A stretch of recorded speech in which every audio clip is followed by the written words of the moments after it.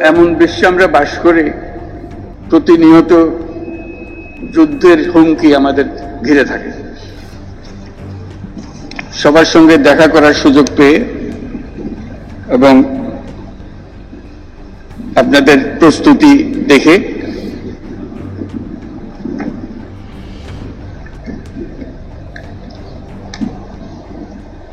এটা দূর থেকে দেখতাম সব সময়, ঠিক আছে,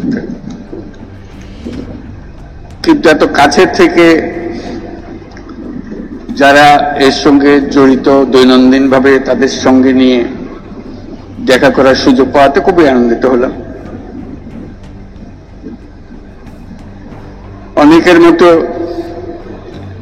আমিও যুদ্ধবিরোধী মানুষ। পৃথিবীতে যুদ্ধ হোক এটা আমরা কামনা করি না। যুদ্ধ প্রস্তুতি অনেক সময় যুদ্ধের দিকে নিয়ে যায়, কাজে যুদ্ধ প্রস্তুতি সম্বন্ধেও একটা ঘোরতর আপত্তি। কিন্তু এমন বিশ্বে আমরা বাস করি, প্রতিনিয়ত যুদ্ধের হুমকি আমাদের ঘিরে থাকে। তো সেখানে প্রস্তুতি না নিয়ে থাকা এটা অসম্ভব হয়ে পড়ে। এখন আমরা যখন কথা বলছি তখন আমাদেরই কাছে ভারত পাকিস্তান যুদ্ধ হই হই অবস্থার মধ্যে রয়ে গেছে।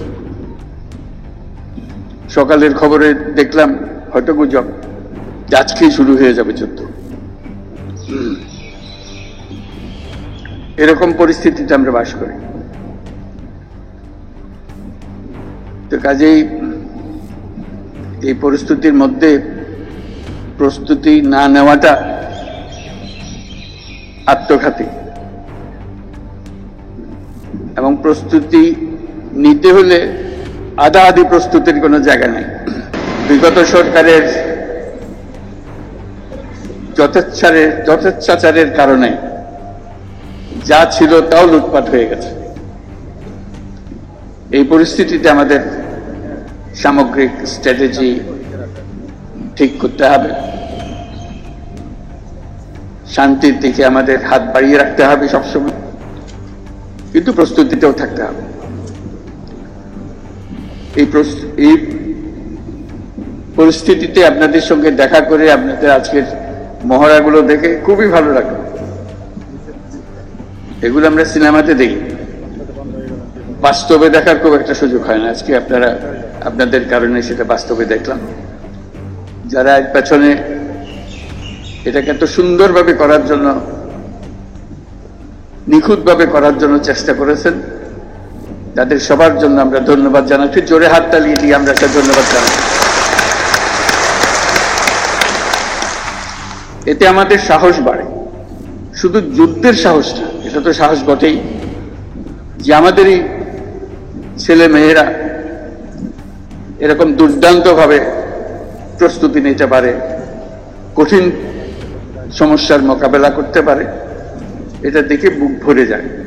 আমরা যারা আজকে বাইরের থেকে আসলাম, আমি নিশ্চিতভাবে বলতে পারি তাদের সবার বুক ফুলে গেছে, যে আপনাদের